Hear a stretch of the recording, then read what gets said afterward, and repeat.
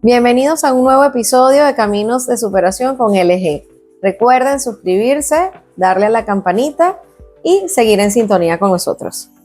Hoy está con nosotros una gran amiga, se llama Gabriela Rodríguez, colega, por eso que digo que es una gran amiga, porque es colega, es mercadóloga. Bienvenida, Gaby. Gracias, amiga. ¿Cuánto tiempo, cuántos recuerdos? Por favor. Estudiamos juntas.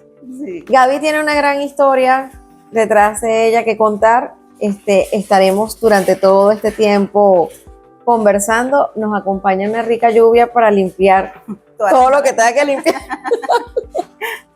Las energías, chicas. Así dicen que la lluvia limpia. Limpia todo. Bueno, Gaby, bienvenida. Gracias por este espacio. De verdad, muy contenta por lo que estás logrando. ¿Qué puedo decir de ti, Dios mío? Una mujer demasiado espectacular. Su trabajo Gracias, impecable. Bella. Y Dios mediante todo lo que te queda todavía por hacer. Amén, amén, amén. Bueno, sí, me gradué a los 23, tal cual como lo programé. A los 23 me gradué de mercadólogo. A los 25 hice un diplomado en marketing digital y community manager en la UBA, cuando ya había llegado la pandemia. Gracias a Dios lo pude finalizar y me gustó mucho ese mundo de las redes sociales, de lo que estamos hoy en día sumergidos. Adquirí muchísimos conocimientos, trabajé mucho esa área de las redes sociales. Un mundo fabuloso, pero bueno, que también hay que saber, como quien dice, llevarlo. Claro. Actualmente ahorita sí no he hecho más por ahí estudios, pero estoy ya viendo, porque hay muchas innovaciones ahorita con las redes, con lo de la inteligencia artificial y todo lo que conlleva. Qué bien. Pareciera que estuviera granizando y no lloviendo. Sí. Porque las gotas son tan duras que yo me quedo así como que... Sí. ¿Está lloviendo o está cayendo granizo? Pues, y con estos climas tan locos. Y es como que quiere llover duro y como que sí, pero como ya que va. No. Interesante, Gaby. Fíjate algo.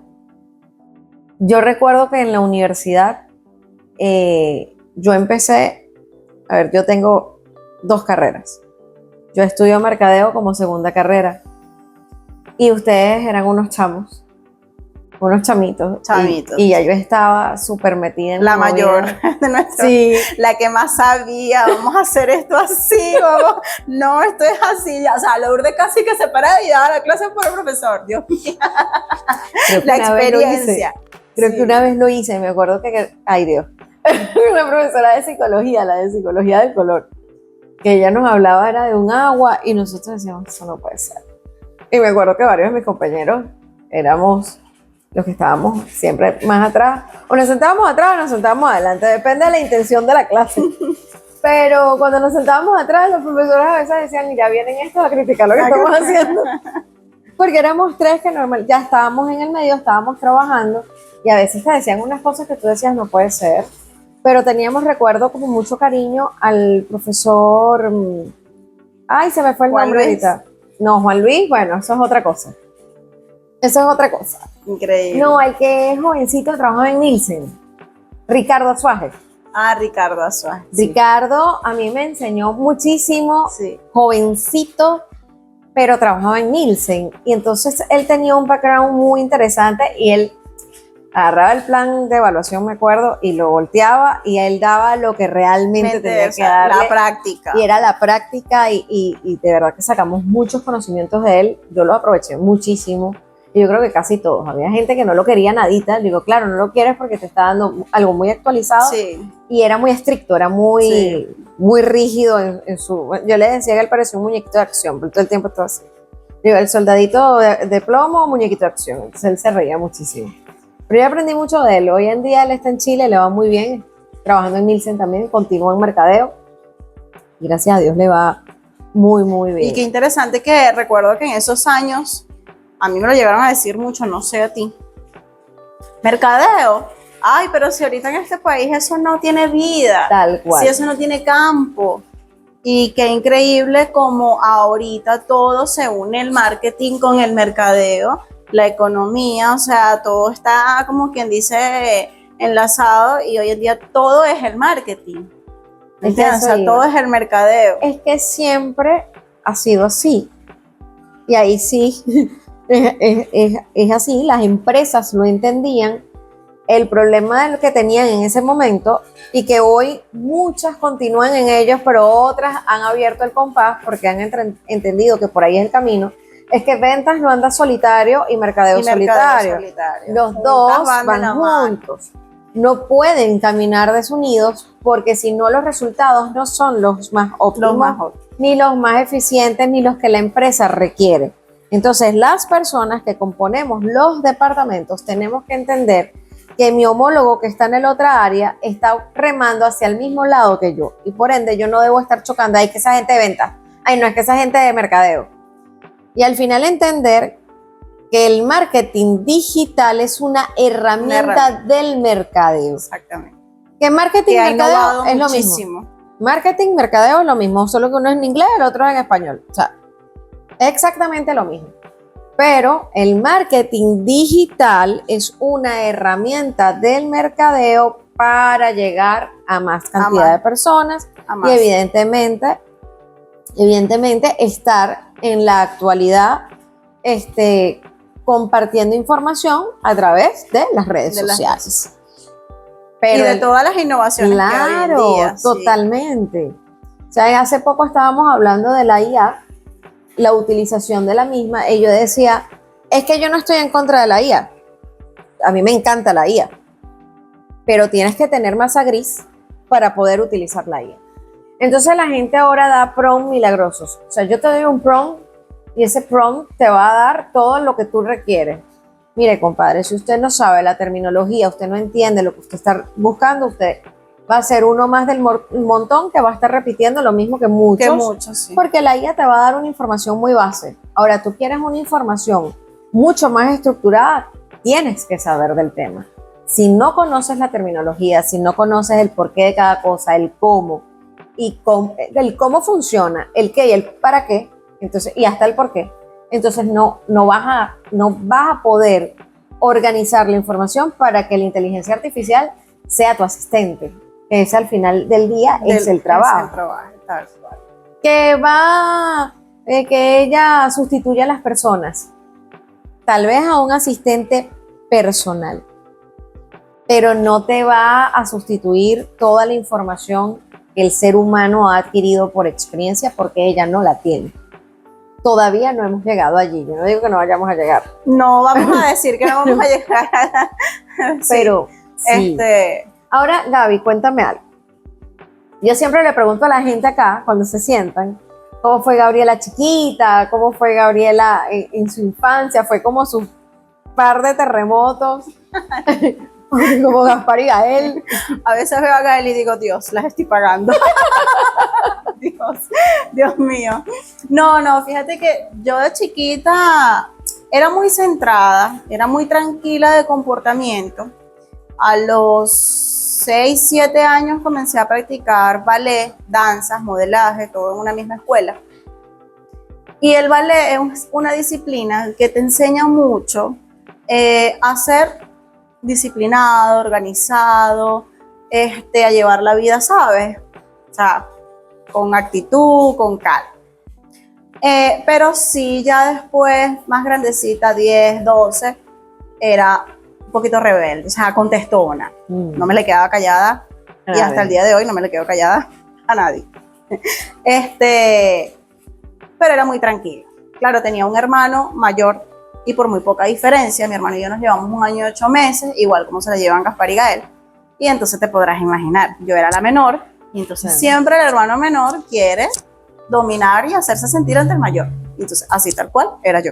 Mi hermano de comportamiento sí era terrible. Pero en ocasiones llegó a pasar que incluso yo le hacía cosas a él y decía que era él. No era él, él empezó. Entonces, yo hoy en día eso lo veo en mis hijos y digo, Dios mío. O sea, estoy aquí. Sí. Y ese carácter que he tenido así desde niña, sabes, exacto, de que, o sea, yo siempre he sido, porque eso es una de las cosas que también me enseñó mucho el ballet. Las cosas o las haces bien o no las haces.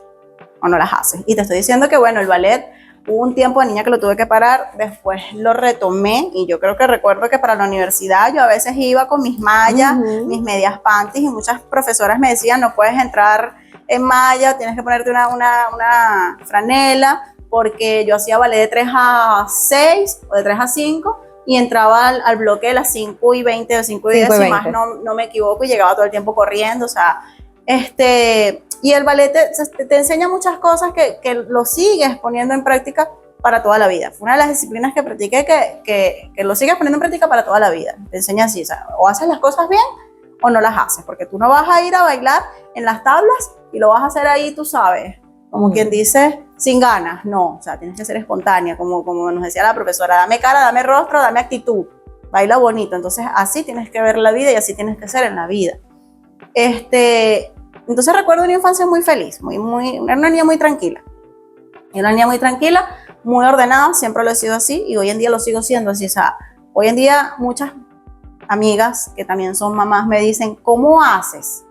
Dios mío, tienes 2 niños, yo veo que vas para el gimnasio, cuando trabajas con las redes, ¿cómo haces?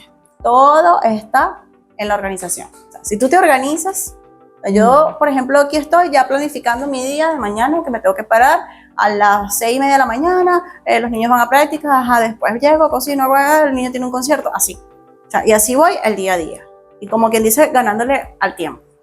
Es una clave fundamental. Entonces, si tú te organizas, puedes hacer todo, puedes cubrir todo. O sea, no hay nada que no puedas hacer. Imagínate, yo iba a la universidad en el horario nocturno y ya venía del ballet, de entrenar y de trabajar en las mañanas. O sea, todo un día yo llegaba a mi casa y llegaba a mi casa a veces a estudiar, o sea, a prepararlo de la universidad, que si la exposición, que si y recuerdo que tú y yo éramos igual, que si había una exposición, un trabajo grupal, una cosa, queríamos llevar la batuta, vamos a hacer esto así, esto así, vamos a organizar, o sea, eso tenía que salir excelente. Pues por supuesto. No podíamos exigir menos de eso. Menos de eso no, exactamente. Recuerdo que una vez, no recuerdo si tuviste esa materia conmigo, hicimos era mercadeo, no recuerdo si el 1 o el 2, hicimos una exposición sobre marcas y yo estaba con un amigo de la Polar, con Joston, y Joston consiguió hasta los trajes para que yo fuera tipo la promotora y disfraz. Llevamos la cava con los productos, hicimos las diapositivas, pendones y todo, o sea... Claro, tú estabas de este lado y yo estaba de este lado con Gatorade. Y yo tenía mi gente de Gatorade vestida de punta a punta.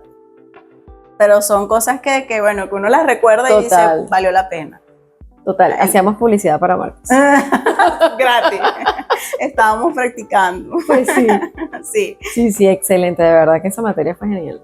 Y bueno, de niña yo decía que iba a ser, mi mamá es docente, y yo decía que quería ser docente igual que mi mamá.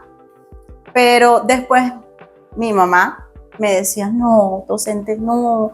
Mira, yo, mi mamá trabajaba en San Vicente, o sea, en una zona rural. Claro. Vio tantas cosas. Complejas. Sí, y que bueno, lo que ya sabemos de los docentes, ella me decía, mira cómo es el pago de nosotros, no sé qué, no, busco otras carreras, yo te veo a ti más en psicología, a mí me llamaba mucho la atención comunicación social. Pero a pesar de que yo siempre fui muy independiente, o sea, mi mamá no estaba conmigo eso de que te llevo, te busco, no, yo a los 9 años ya me iba y me venía a mi ballet sola porque mi mamá no podía llevarme por la situación que teníamos con mi abuela. A mí me tocaba agarrar mi autobús, si quería practicar mi ballet yo tenía que agarrar mi autobús, mi hermano me acompañaba hasta la parada, esperaba que yo me montara y de regreso yo me venía sola. O sea, me tocó ser independiente. Y eso es una de las cosas que le enseño hoy en día a mis hijos. Arregla tu bolso, porque parece mentira que esas pequeñas responsabilidades son las que te enseñan a ti en un futuro y cuando estés adulto a ser una persona ordenada, disciplinada y responsable. Y no hacerle las tareas. Exactamente, no, por nada del mundo. De verdad que yo... Por nada del mundo. Digo, Dios mío, pero ¿por qué puedes ayudar? Puedes ayudar, pero es como yo le digo a mi hijo, y eso es una de las cosas que le enseñan en su taekwondo. Tienes que enfrentar tus miedos. Claro. Tienes que enfrentar tus miedos. Que le tienes miedo a la matemática y tenemos ahorita esa situación con él porque como que, exacto, tiene ese temor con las matemáticas, enfréntelo. Claro. Que hay que llevarte un psicopedagogo, bueno, vamos a hacerlo. Que hay que practicar más, que en tareas diría, ok, pero eso de hacer tareas, no. Es que no es el deber ser, No es el porque deber al final ser. del día no le estás enseñando nada bueno, todo lo contrario, sino atajos. Sí, tal cual. Y los atajos no son buenos. Me gustaba mucho comunicación social y te lo juro que yo me veía más como comunicadora. Pero mi mamá me decía, concha, aquí la dan es en la UBA, es muy lejos. Entonces, bueno, ahí fuimos buscando. Cuando llegué a noveno, empecé a ver física y química y no. Por ahí no es. Dije, por aquí no es. Recuerdo, no se me va a olvidar, en noveno nos mandaron unas guías que teníamos que entregar al final del segundo laxo y eran como que toda la nota. Mi papá me compró mis guías porque eran como unos libros. Hice mis guías, me las robaron en el mismo salón. Se perdieron mis guías de mi bolso. Bueno, raspé la materia. Raspé la única vez que me quedó una materia. Y mi papá, enfurecido, ¿qué pasó? Empecé a buscar. O sea, me quedó en contra de mi voluntad, pero ya de allí yo empecé a indagar. O sea, no me gusta, pero para nada, ni química ni física. Bueno, somos dos. No me gusta, pero para nada. Yo dije, no, yo no me veo un cuarto, un quinto año con física, química, matemática. Yo decía, no, o sea, no. Yo a esto le voy a oír, yo voy a buscar otra alternativa. Empecé yo misma a averiguar, tenía unos amigos que estudiaban en una técnica donde salías como técnico medio en publicidad y relaciones públicas. Yo dije, eso es. Y cuando vi el pensum, cómo era la cosa, entraba a las 7 de la mañana, salía a las 12, entraba a la 1, salía a las 4, días a las 5, habían días que veíamos nada más en la tarde, había días que veíamos nada más en la mañana, pero porque no hacías el sexto año. O sea, en 2 años veías doble turno, pero no hacías el sexto. Yo dije, no, esto es porque yo con química, física no quiero nada. Y ya yo iba viendo, leyendo, que me gustaba o relaciones públicas, porque entre leer y averiguar ya había encontrado que la daban aquí en un tecnológico, en el Carlos Sublet, o comunicación social o mercadeo. Terminé mi bachillerato, me enamoré de mercadeo porque nos dieron mercadeo en cuarto y quinto, el 1, el 2, el 3. Hicimos también allá, y allá era más cuando eso tenías cuando que... la educación te exigía muchísimo. No, pero allá no, y no, y todo era accesible. Allá era que hacíamos cierre de proyecto cada lapso. Teníamos que, exacto, crear una marca, un producto, no sé qué, y teníamos que vestirnos como unas ejecutivas. Por ahí tengo muchas fotos. Y bueno, nosotros nos poníamos nuestros grandes trajes, nuestro pantalón de vestir, con nuestros blazers, entonces le cambiábamos, era la franela o a faldas. Incluso nuestra graduación fue con faldas, no fue con uniforme. Todos en trajes, las diferentes áreas, porque daban mecánica, computación, relaciones públicas y turismo. Y allí me enamoré del mercadeo. En mi bachillerato, o sea, yo digo que esos 2 últimos años que pasé en esa técnica fue donde yo dije, no, esto es lo que yo quiero estudiar. O sea, el marketing, las materias de economía, de mercadeo, o sea, había una que era de posicionamiento de marcas. Yo dije, esto es lo que yo quiero estudiar. Cuando mi mamá, ya sabes, como en quinto, ya sabes qué es lo que quieres estudiar. Y yo, sí, mamá, quiero estudiar mercadeo. Mi mamá, Simón Rodríguez. Ahí lo dan. Y eso terminé mi bachillerato en agosto y ya en enero, primer semestre en la universidad. Y 4 años consecutivos haciendo mis veranos y me gradué en el tiempo que tenía que graduarme. Sí, tal cual. Y de verdad que descubres muchas cosas en el mundo del mercadeo. Y cuando la gente me decía, no, pero es que eso ahorita aquí no tiene campo, no tiene... No, o sea, tú dices, Dios mío. No hay visión de futuro. Exacto. La gente vive tal cual ahorita en la inmediatez, lo que me da y me genera hoy, pero no estás viendo que viene mañana. Ahora, ¿qué vemos? ¿Cuántas empresas? Y estamos hablando de hace nada, porque tampoco es que tenemos 30 años de graduados. Por Dios, no tenemos ni 10 años. O sea, 6 años, 7 años. No más. ¿Cuándo nos graduamos? En el 2000... Yo en el 2016. 18. Yo en el 16. En el 2018, yo salí en el 2018. Bueno, sí, casi ya. Casi juntas. Ujú. Sí. Ahora, ¿cuántas empresas vemos innovándose haciendo departamentos de marketing, departamentos de redes sociales? O sea, más bien el mercadeo ahora como que agarró más fuerza de lo que antes. ¿Por qué? Porque Venezuela, lamentablemente, viene atrás en muchas cosas que ya están pasando en otras partes de nuestro mismo continente. O sea, sin irnos muy lejos, Colombia, Brasil, Ecuador. Ecuador es muy avanzado a nivel de mercadeo. De mercadeo. O sea, es una cosa increíble los avances que hay allí. Argentina, ni te cuento, Chile, son países que están muy en la vanguardia de lo que está sucediendo a nivel global. Y es que el tema es que ya no te puedes escapar, porque estamos globalizados. Sí, totalmente. O sea, lo que pasa de un lado nos afecta aquí como la gota en un vaso de agua y que hace el efecto del movimiento. Nos afecta. Y cuando las empresas abren un poco la mente, comienzan a ver las cosas distintas. Yo en las formaciones que doy, pues tú dices, yo quería dar clases y ser maestra. En mi caso, yo me crié con un tío que daba clases en la universidad, o sea, ya era profesor universitario, era jefe de cátedra de economía en la Universidad de Carabobo. Y a mí me gustaba era lo que él impartía, la forma que lo hacía.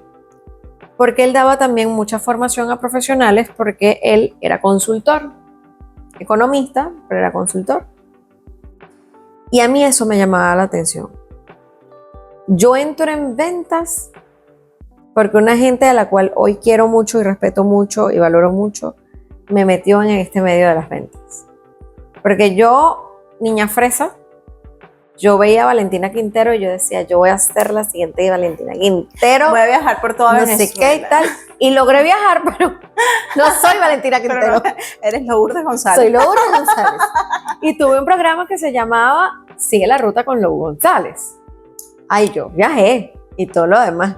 Pero yo decía, me falta algo. Por aquí no es. ¿Por qué? Porque yo estudié turismo como primera carrera. Sí, y de una u otra forma, yo siempre digo, pero es que esto está ligado a la venta, porque yo me fui por servicios turísticos.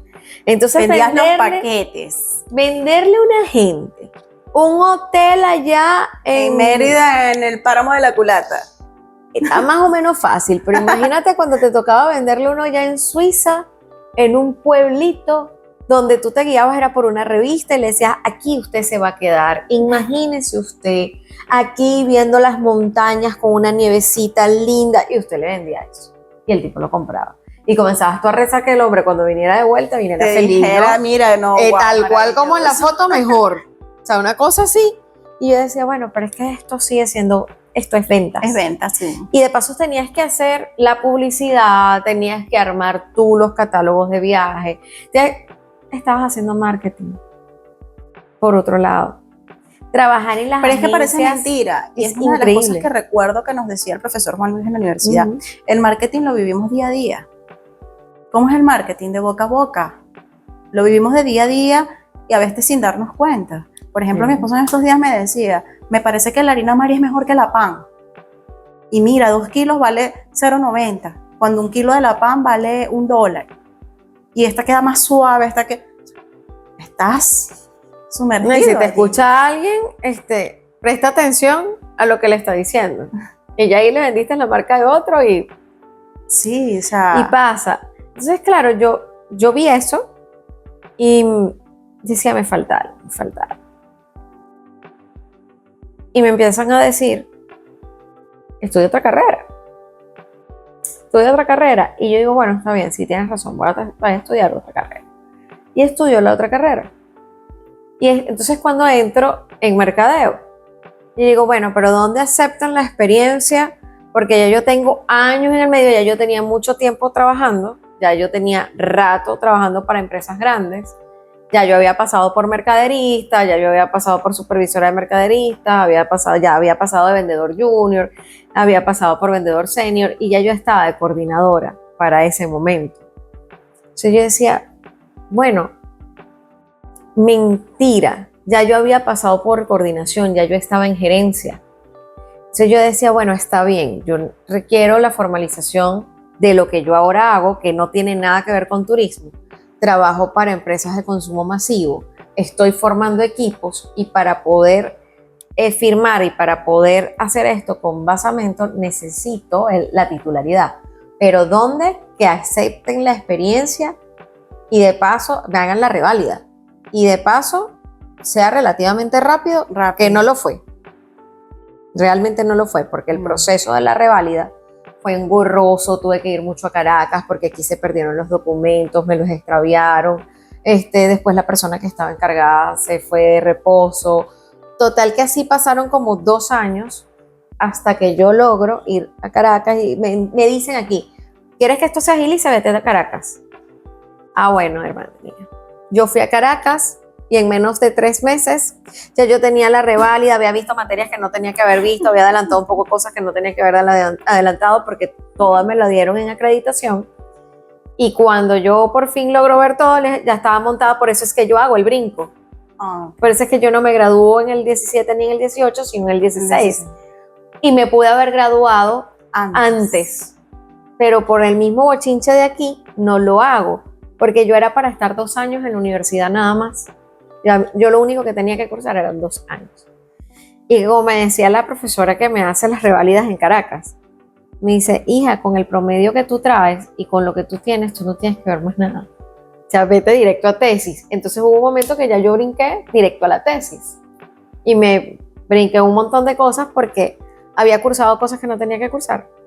Tenía la validación de los créditos y con lo que ya yo había visto, llegaba a todos los créditos que se necesitaban para yo poderme graduar. Sí, todo este compendio de cosas. Claro, ¿qué hice yo? Yo realmente al final del día metí las materias que eran competentes a mercadeo. Yo me fui netamente con mis materias de mercadeo y por supuesto mi contabilidad, porque no le volvía matemática, pero teníamos conta, teníamos presupuesto, teníamos costos y teníamos economía. Entonces, no, es que los de mercadeo andan filosofando. No, y contabilidad. Teníamos la 1 y la 2. Yo con la 2 sufrí. Yo creo que todos sufrimos con la 2. De verdad. Es más, hoy me preguntan si yo cómo la pasé, yo digo, yo no sé. No sé, yo tampoco. De verdad, eso es un caso de estudio, porque yo no lo sé.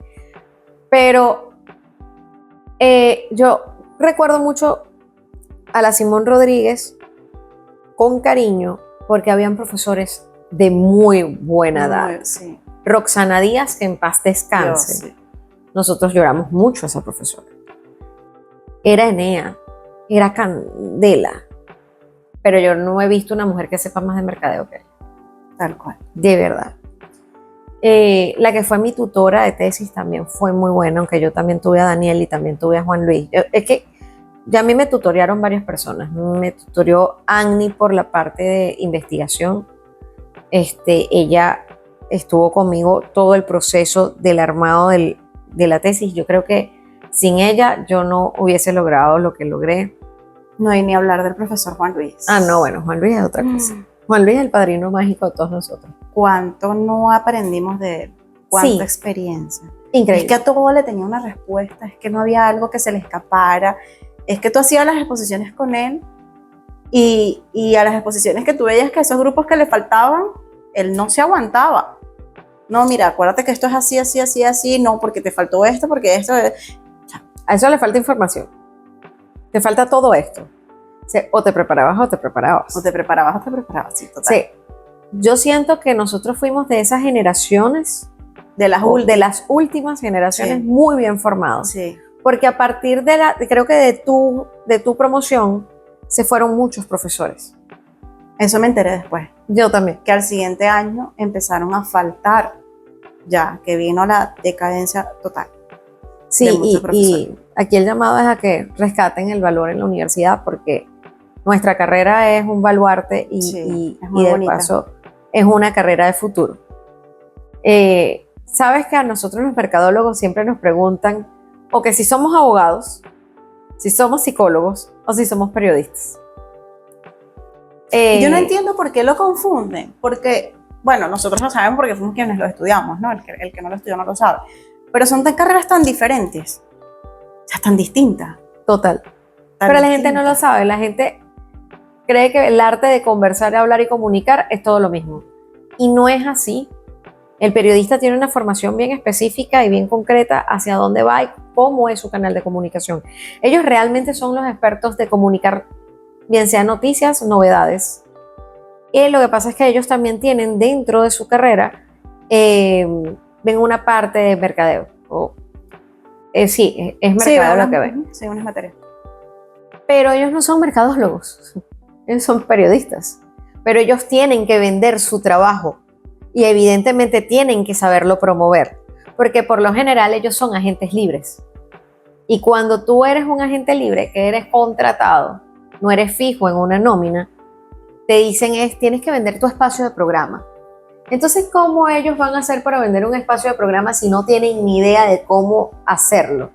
O cómo dirigir a otro, que es lo que yo les digo con el tema de la inteligencia artificial. Es lo mismo. Si yo no sé cómo venderlo o qué quiero transmitir, ¿cómo yo le voy a decir a la persona que yo voy a contratar qué es lo que yo quiero? Yo necesito saber qué es lo que yo quiero transmitir. Bien sea de mi programa, pues tu programa, el que tú vas a vender.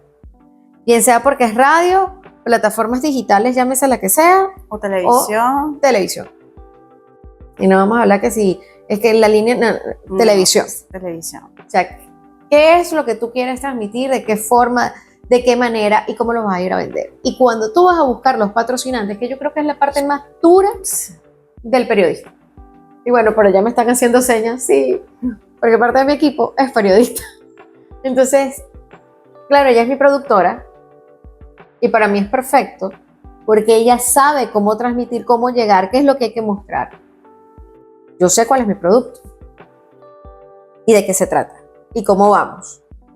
Pero con la visual de cómo transmitirlo y hacerlo ver bien, eso hace match.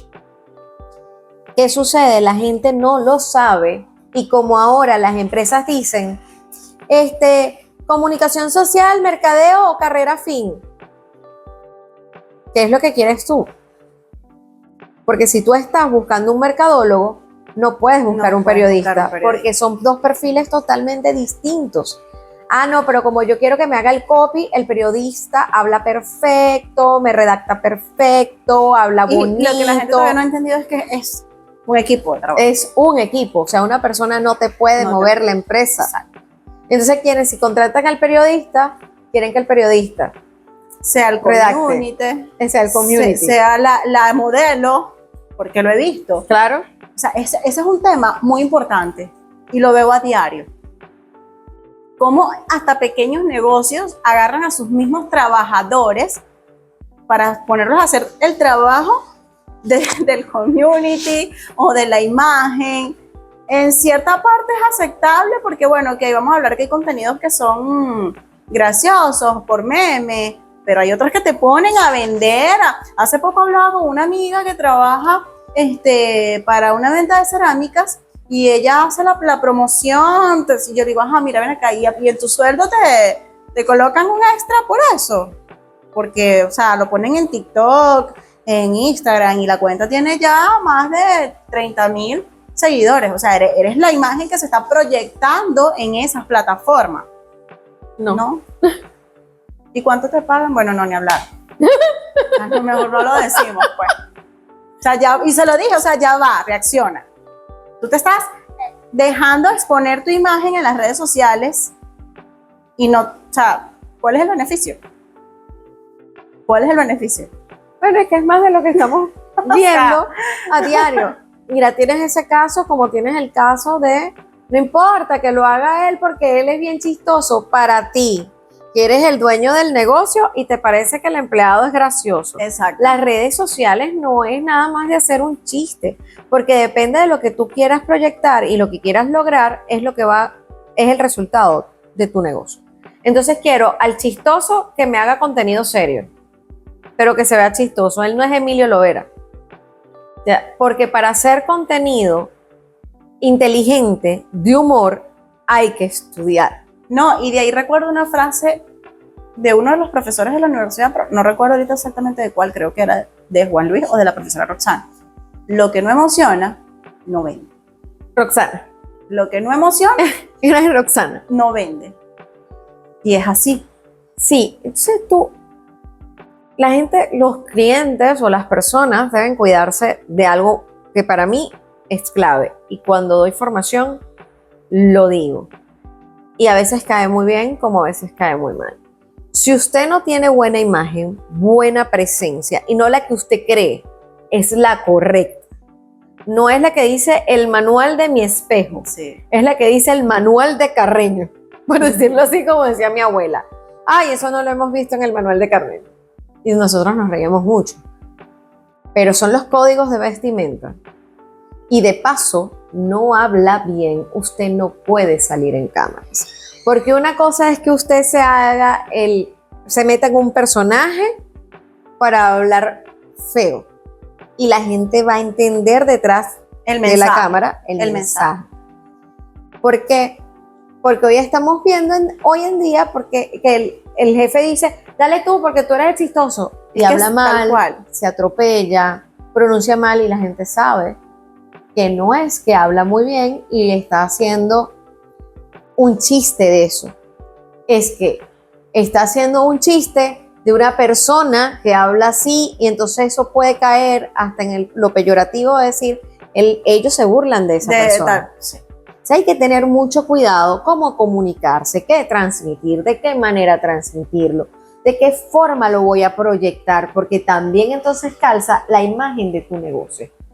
Cuando tú ves los carros 4x4, sin decir marca, los carros 4x4, y dicen, hay un evento, y van a estar los mejores motores, no sé qué y tal, y todos son 4x4. ¿Qué esperan las personas ver allí de las promotoras que están en ese lugar? ¿Usted cree que la promotora sabe de carros? No sabe de carros. ¿Pero qué me habla la promotora? A los hombres que sí saben de carros. Entonces, ¿qué tipo de promotora vemos? Las promotoras que tienen un target en específico que van para allá. ¿Puede ir todo tipo de mujer a ser promotora de eso? No. Para nada. O sea, yo aquí no estoy hablando, nosotras en sí, no estamos hablando de y que ese sí. es otro nicho que ha crecido mucho. Claro. Las agencias de promotoras. Porque por supuesto. Exacto, es como que hay cada tipo para cada tipo de eventos. Y también hace poco tuve una chica aquí, se llama Ana Karin, que es la dueña de una agencia de publicidad y tiene sus promotoras también. Y conversábamos eso. A veces le dicen a las personas, tú puedes ser promotora, puedes ser mercaderista, pero no promotora. Sí. O impulsadora, porque hoy en día no decimos promotores, sino impulsadores. Impulsadores de ventas. ¿Por qué? Porque son muy diferentes. Promotor e impulsador es lo mismo. Lo que no es igual es el mercaderista. Exacto, el mercaderista. ¿Qué pasa? Que el promotor era como lo llamábamos anteriormente, hoy en día le decimos impulsadores de marca.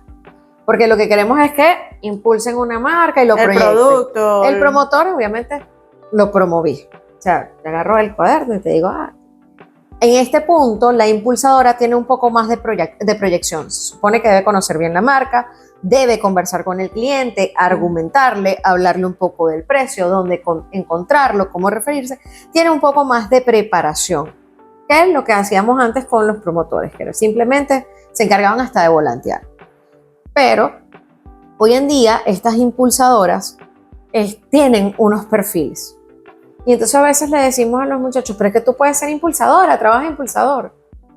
Lamentablemente no. Hay que saber hablar. Hay que saber hablar. Hay que tener una buena imagen. Yo trabajé como impulsadora cuando estaba comenzando la universidad, no era ni siquiera mayor de edad. Imagínate. En esos años todavía a uno le pagaban por cheque, imagínate. O sea, ay, Dios mío. Sí, tenía 16, 17 años, ya voy para 30, imagínate. Y trabajaba... no, Dios mío, mayor montón. Trabajaba con la Friends, las toallas diarias. Y recuerdo que en ese momento estaban empezando a salir esas toallitas, protectores diarios. Y las toallas, habían largas, cortas, pero no eran muy buenas. No eran muy buenas, de verdad, porque estaban empezando a salir. Claro. Y tenía mucha competencia, la mía, Always, Kotex. Kotex. Y a mí me mandaron a trabajar a un bazar muy conocido aquí en Maracay, en el centro. Y donde iba muchísima gente, o sea.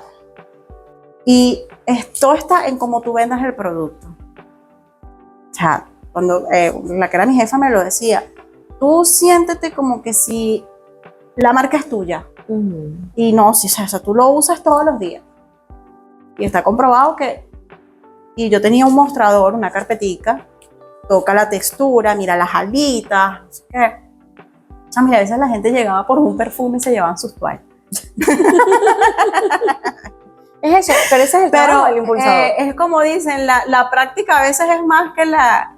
y lo viví, por eso es que vuelvo y te repito, cuando yo iba a esas exposiciones en la universidad, a mí me gustaba mucho eso de exponer y creer que teníamos que impulsar un producto, crear un producto, porque ya habías vivido la práctica. Claro. Y tú mismo veías la diferencia. Por ejemplo, en tu caso, que ya venías de tanta experiencia, en mi caso, que bueno, no mucha, pero trabajaba eso de las impulsaciones y eso, y tú veías las exposiciones de los chamitos de que, bueno, estaban estudiando porque estaban empezando a estudiar. Tenías ni idea. Dios mío, tú decías lo que es ya tener la práctica, lo que es ya foguearte de lo que es el campo, el trabajo, como quien dice, el trabajo de campo en la calle. Total. Gaby, hoy en día que estás haciendo parte de ser mamá de 2 grandes terremotos. No, vale, uno es muy tranquilo, el otro es el que se lleva todas las... Hay uno que le colabora, le dice, mamá, yo cocino, mamá, yo limpio, mamá, yo barro, mamá. Ese es el más tremendo. Si usted lo ve fregando. Sí. La broma es que se come la zanahoria cuando cocina. Y cobra. $1 por oficio. Pero eso es una persona, ¿viste? Hijo de gato, casa... Hijo de gato, casa ratón. Vale, es la cosa. Yo a veces lo veo, Dios mío. Como un niño de 6 años ya tiene esa mentalidad. La otra vez en diciembre ayudó a mi hermano a pintar media pared y le cobró $5. Y con esos $5 de una vez fue a la juguetería y encontró un juguete de $5. ¿Viste? Lo encontró. Eso es una persona de negocios. Sí. Nació de negocios. Sí, totalmente. Bueno, como te dije, todo está en la organización. Cuando hice el diplomado de Community, de verdad que enseguida empecé a trabajar. Sabes que a mí me cuesta mucho socializar, hacer amistades. Entonces, con una amiga del diplomado, hicimos como un equipo de trabajo y de verdad que llegamos a tener bastantes cuentas, llegamos a trabajar muchísimo, de verdad que aprendimos muchísimo. Pero ella, bueno, salió embarazada y yo me empecé a enfermar. ¿Por qué? Porque podemos hablar también de las ventajas de las redes sociales, que son muchísimas, pero también a veces hay que hablar como que de las desventajas. El pasar mucho tiempo con el teléfono, con la computadora, me empezó a afectar el sueño. Y de una manera que yo me quedaba dormida y soñaba lo que tenía que hacer con las redes al siguiente día. O sea, yo soñaba que tengo que hacer este post, que tengo que hacer este reels, que tengo que hacer... O sea, y era como que me paraba y andaba, ¿sabes? Ansiosa porque, o sea, es como sentir la responsabilidad, claro. También porque, como te dije, parte de mi personalidad, que todo esté bien, que todo esté perfecto, que todo esté organizado. Pero llegó un momento en el que tuve que decir, vamos a bajarle 2 porque los niños empezaron a crecer más, el mayor entró en primaria y entonces en el colegio que está es un poco bastante exigente. Entonces tú piensas que los hijos crecen y, ay, no, están creciendo. Ay, sí, qué alivio. No. Crecen y es más la responsabilidad. Claro. O sea, chiquito tú lo agarras, le metes un tetero y le pones un pañal. Y por lo menos en mi caso, yo tenía una mecedora donde los metía ahí, esa mecedora así, y ese muchacho se quedaba dormido. O sea, pero ya no. Ya no.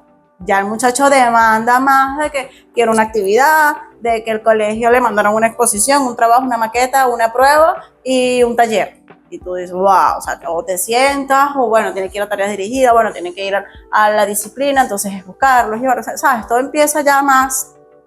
Entonces, un día dije, no, me voy a lo que aprendí de cómo manejar las redes y que bueno, que es algo que tienes que estar siempre innovándote.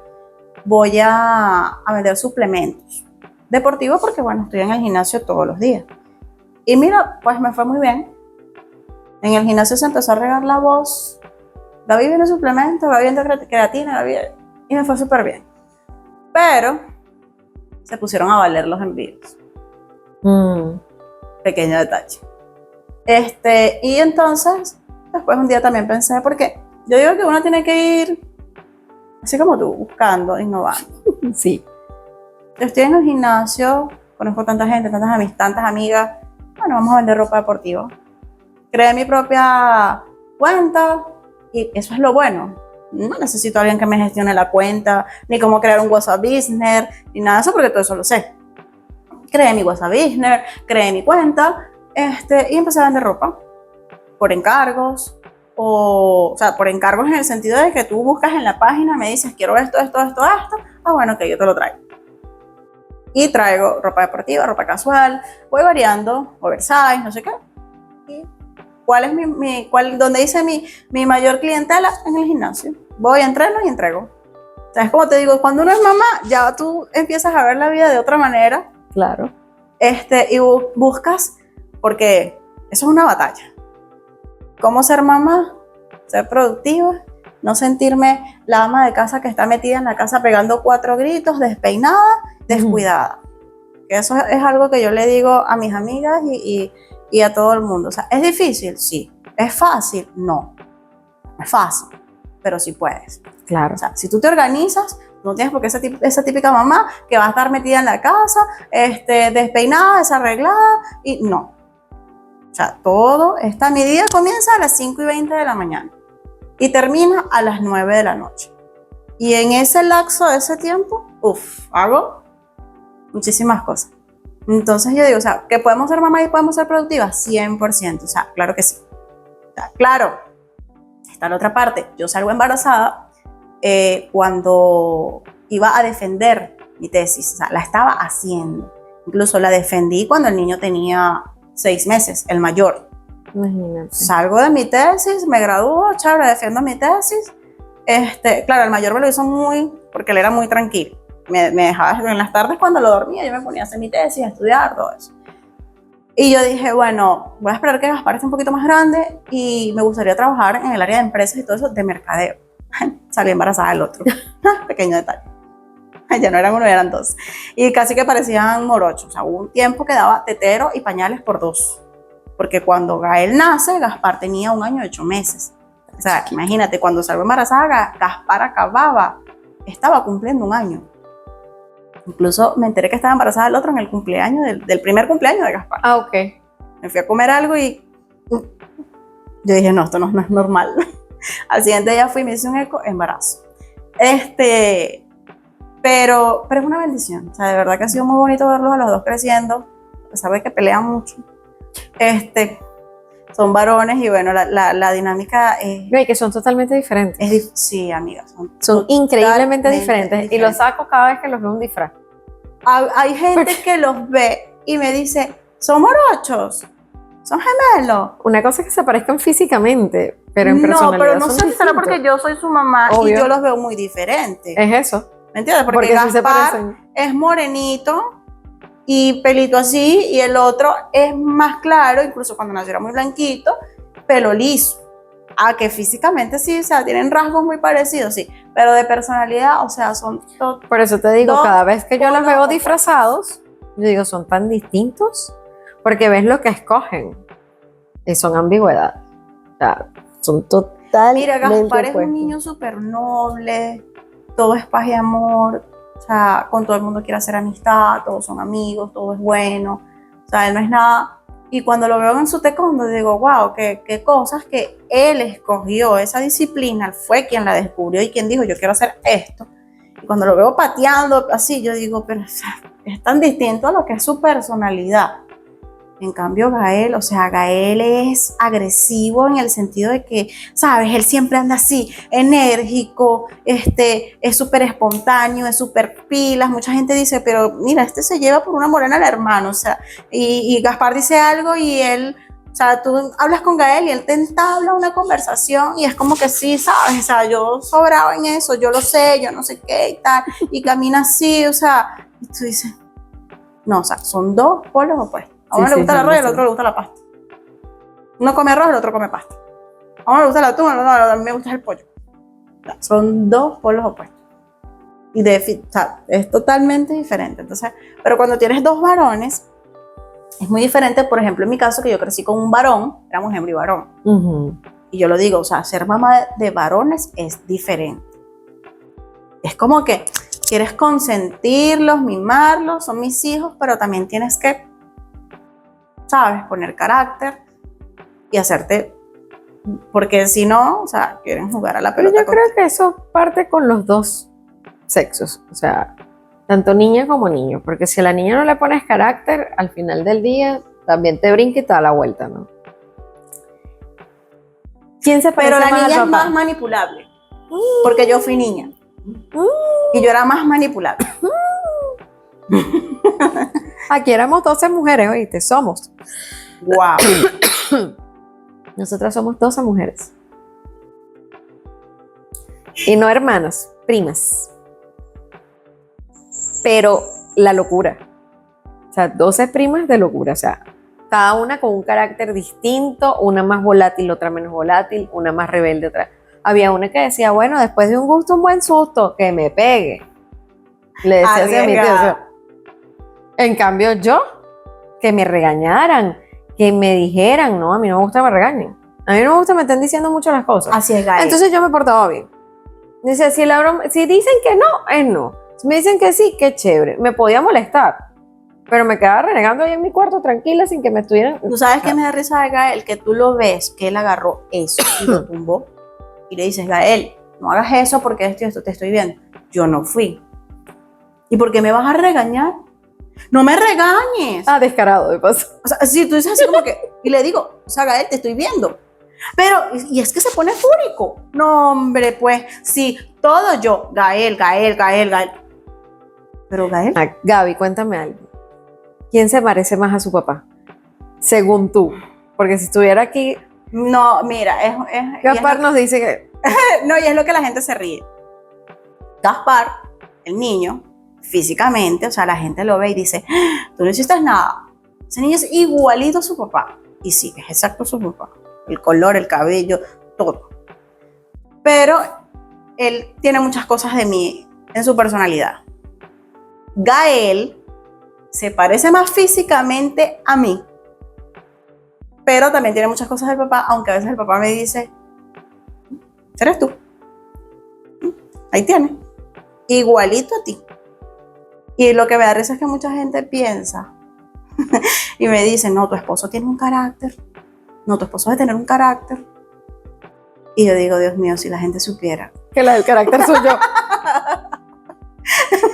Si la gente supiera. Y es en todo. Yo le digo, no, Gaspar no puede comer chupeta por tal cosa. Ay, pero viene y se la da.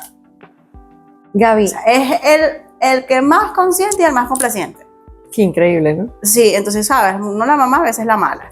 Gaby, tú has pasado por momentos muy duros en los últimos tiempos. Te atacó la salud de una forma muy compleja, Que no me lo esperaba. que no te lo esperabas y que te ha costado salir de allí. Bastante. Ese, por decirlo, ha sido tu antes y después. Sí, tal cual, así lo veo.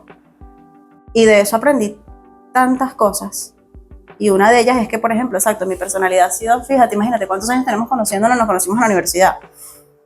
Y aún así como tú, conservo amistades de la universidad que me han invitado a las fiestas de cumpleaños de sus hijos, que no hemos seguido viendo, a lo mejor no seguidamente, pero sí uno sigue en contacto. Uh-huh. Y lo que me pasó me llevó a reflexionar de que no todo el mundo es tu amigo. Y que bueno, que en las malas siempre va a estar es tu familia. O sea, que si tu familia de verdad te ama, tu familia va a estar. Eso de verdad fue algo ¿Qué te pasó? que me marcó. Es algo que yo no había hablado mucho, o sea, mi alrededor lo sabe. Uh-huh. Incluso mucha gente ni siquiera del gimnasio lo llegó a saber qué fue lo que pasó. Me dolía una cordal, me molestaba para comer. Me hago mi panorámica y una amiga con la que entrenaba, le digo, mira, me hice la panorámica, no, vamos a sacártela, mi esposo es buenísimo en eso, no sé qué, chévere. Y mi entrenador, el que era en ese momento mi entrenador, me dice, sí, dale, porque él me la sacó a mí y excelente, o sea, en 2 días me recuperé. Cuando a ti te hablan así, tú, bueno. Claro. Bueno, fui y me saqué la cordal, desde que me la saqué el dolor fue muy intenso, un dolor muy intenso, que con los calmantes que ellos me mandaban no calmaba el dolor. El procedimiento, no te puedo decir que hubo algo malo, o sea, no, nada, todo fue súper rápido, todo chévere. Pasan 7 días y yo sigo con muchísimo dolor. Voy y se me habían ido unos puntos, me vuelven otra vez a saturar, o sea, me vuelven a anestesiar, me vuelven a saturar. Mucha inflamación, o sea, el cachete se me puso de una manera de verdad horrible. Toma este analgésico, mira, no, vamos a verte con un traumatólogo porque a lo mejor es que tienes los músculos contraídos. Me ve un traumatólogo, me manda unos medicamentos, nada. Ahora te va a ver, pasa un mes casi. El dolor intenso, pero un dolor, o sea, yo empecé a identificar que el dolor no era ya la cordal, el dolor era dolor de cabeza. Me voy a un neurólogo. Ese neurólogo me dice que toma estos medicamentos, sí, eso puedo decir que se afectó un nervio, pero con estos medicamentos tú te vas a chévere. Entre esos medicamentos me van a poner betagen o betametasona, que tiene un nivel de corticoides. Ya yo me había colocado varias. Bueno, ese médico no diagnosticó que era lo que yo tenía. Yo ese año tenía preparado un viaje, me voy, viajo, porque me sentí mucho mejor, sí, obviamente el tratamiento que ese doctor me mandó, sí me calmó el dolor. Regreso del viaje y al mes y medio me empiezo a hinchar. Un día me empiezo a hinchar, me empieza a doler aquí, la parte de la cabeza, otra vez el mismo dolor que me daba cuando estuve mal. Me empiezan a doler las articulaciones, me empiezo a marear, o sea, empiezo a sentir un poco de síntomas que en mi vida, o sea, tú lo sabes, yo he sido una persona que siempre ha estado allí en el gimnasio, de lunes a viernes, de lunes a sábado si es posible, que como saludable, que no como chatarra, no como salsa, o sea, siempre llevo un estilo de vida saludable. Me hago un perfil 20 y me sale colesterol y triglicéridos por las nubes. Yo, ¿qué es esto? ¿Cómo así? Me voy a un internista, ese internista me dice que, bueno, me manda unos medicamentos, no tienes retención de líquidos, no sé qué, o sea, fue difícil diagnosticar qué era lo que tenía y hasta el sol de hoy todavía sigo haciéndome ahorita, empecé otra vez ayer, me saqué la sangre, hacer algunos exámenes, a ver. Me empieza a doler mucho la cabeza, me recomiendan un neurólogo porque me empiezo a hinchar mucho. Esa neurólogo es la que me diagnostica y me dice, te vas a hacer una resonancia magnética y todos estos exámenes. La resonancia te la vas a hacer con cortes en el trigémino porque tú tienes una neuralgia del trigémino. Quedó así como condorito. Ya yo había leído un poco, pero no quería de verdad hacerme la cabeza de que tenía eso. Bueno, en conclusión, cuando me extraen la cordal, me tocaron el nervio y eso salió en la resonancia. Me tocaron el nervio es como algo emocional, cuando te alteras o algo, o la presión X se activa el dolor. Y bueno, me lo dijo la doctora, vamos a ver si con este tratamiento que te voy a mandar, te curas o quedas padeciendo, porque lo que he leído es que hay gente hasta de 80 y pico de años que padece eso para toda la vida. Incluso es una enfermedad común en las mujeres a partir de los 50. Imagínate tú. Y eso es una de las cosas que la gente me empezó a preguntar cuando yo un día lo publiqué. ¿Por qué? Si mira, leí que eso es a partir de los 50. ¿Por qué te dio? Porque me tocaron el nervio. Porque hubo una mala praxis. Exacto, con la extracción. Entonces, tantos medicamentos que tomé afectaron también la tiroides. Y por primera vez aumento de peso bruscamente, aumenté más de 10 kilos y yo no podía creer que la que yo estaba viendo en el espejo era yo. Claro. O sea, fue un tema muy difícil. Y bueno, en ese sentido, quien fue mi apoyo fundamental en todo momento y quien me jaló del hueco en que había caído, por decirlo así, fue mi esposo, que siempre estuvo allí. Y vamos a llevarte a este médico y vamos a hacer esto y cálmate y mira cómo estoy, mira, no, te ves hermosa. Y yo le decía, pero Dios mío, no, mi amor, te ves bella, te ves hermosa. Ese es el trabajo de un esposo. Claro, yo hoy en día le digo, tú me fueras dicho a mí en ese momento que yo estaba gorda, que yo estaba por eso, yo te mato. Ese es el trabajo o de sea, un esposo. Imagínate el nivel de frustración Porque que iba a no tener. me quiero imaginar si lo sentamos aquí y preguntarle qué estaba pasando por tu mente en el momento que tú la veías a ella desesperada y en ese punto de inflexión con ella misma donde decía, no me gusta lo que veo, no me gusta lo que veo.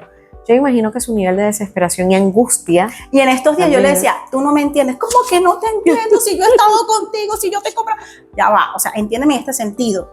Si fueras tú, o sea, tú toda tu vida te has cuidado al igual que yo. Nosotros nos conocimos en un gimnasio. Y tú apenas medio subes un poquito de peso, no voy a hacer más esto, ¿sabes? Claro. Imagínate yo, Gaspar, vengo haciendo ejercicio toda mi vida, desde niña. Entonces Era me una dice, niña muy flaca, me de dice, edad exacto, delgadita, súper. tonificada. Entonces él me dice, yo llegué a fisicoculturismo, Ujú. competí, o sea, entonces es un tema que tú dices, verte así, wow, hasta no soy yo, no me siento bien. Y yo personalmente, porque en estos días incluso me dice, bueno, mi amor, pero vas al gimnasio, entrenas, no sé qué. No, le dije, yo no voy para el gimnasio a que ponerme el outfit para que me vean hacer 3 ejercicios. No, yo entreno para verme bien, para que me agrade y me guste lo que yo veo frente al espejo. Yo no voy para el gimnasio que por salud, que porque, no, sí, obviamente sí, por salud, pero no con ese lema de que no voy para que cuando tenga 80 pueda sentarme sin que me tengan que ayudar. No, yo voy al gimnasio sí, obviamente por salud, porque quiero llegar a vieja súper activa, porque me gusta correr con mis hijos, jugar con ellos, tirarme al piso, no sé qué, sí, pero porque me gusta también verme bien. Entonces no acepto esta Gabriela que estoy viendo. Gaby, ¿qué significa tu familia para ti? Mamá, papá, Gaspar. Mira, mi familia de verdad, todo. Mi papá, que en paz descansa, de él recuerdo una persona súper trabajadora, muy dedicada a su familia, dedicada a sus nietos 100% cuando nacieron. Eso fue un cambio para él demasiado grande.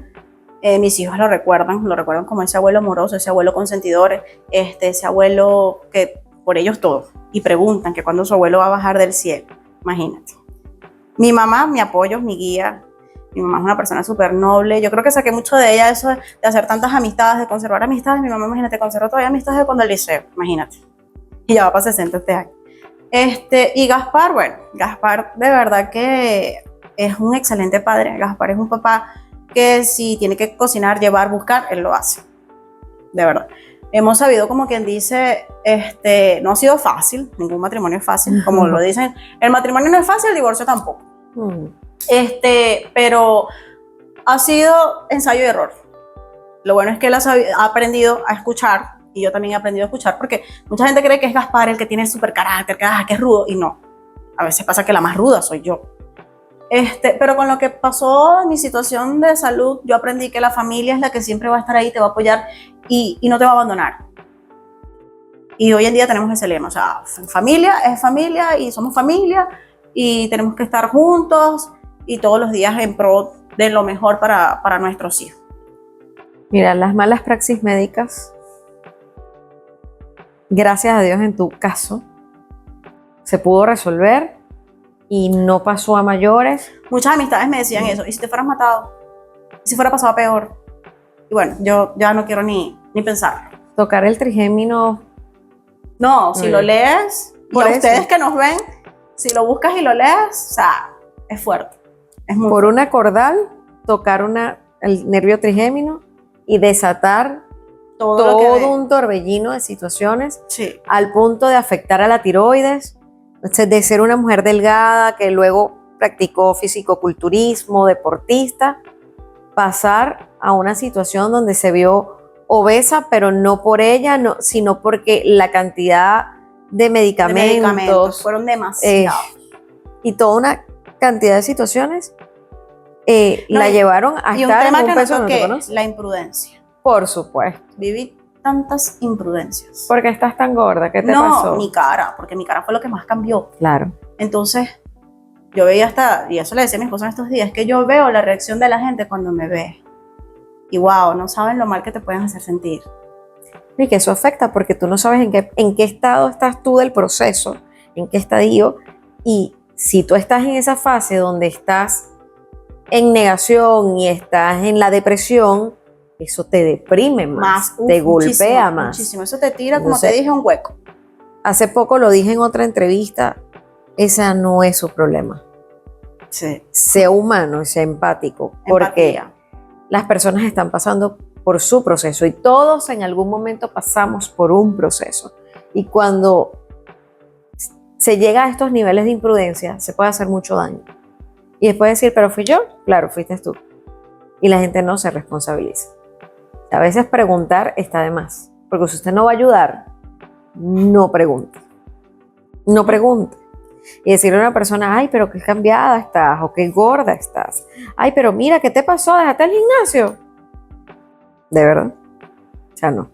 De verdad. Sí, es fuerte. No, yo recuerdo que yo vi un día a Gaby, yo la dejé de ver en los estados y toda la cosa, porque no nos vemos siempre, pero siempre estamos pendientes de qué está haciendo una y la otra. Y no la veo, yo, qué raro. Y de repente la veo y yo, algo pasó. Algo pasó porque evidentemente no era su cuerpo, fue un cambio muy drástico. No era su cara, pero fui incapaz de preguntarle, Gaby, ¿qué pasó? Lo único que dije fue, ¿cómo estás, mi Gaby? Y ella, hola, ¿cómo estás? Bien. Y recuerdo que en esas primeras conversaciones no hablamos de nada de eso. Y un día ella me dice, amiga, estoy pasando y pasé por todo esto. Y yo, no puede ser. Y fue una mala praxis médica, donde la gente que la conocía, porque eran amigos, por decirlo así, estos amigos que la operan, profesionales, se lavan las manos. Totalmente. Y es cierto, te pudieron haber matado. Sí, varias personas me lo dijeron. Gracias a Dios, no lo es. Y gracias a Dios, hubo un punto de cambio donde tuviste que aprender una cantidad de cosas y sigues aprendiendo, pero ya tenemos a esa Gaby de vuelta, entrenando, sana, Gracias ya con tiroides controlada, ya puede hablar de ello sin llorar, sin deprimirse, sin sentirse mal. Es un episodio y como siempre en estos episodios, sí, hay días donde ella se para y dice, no me gusta.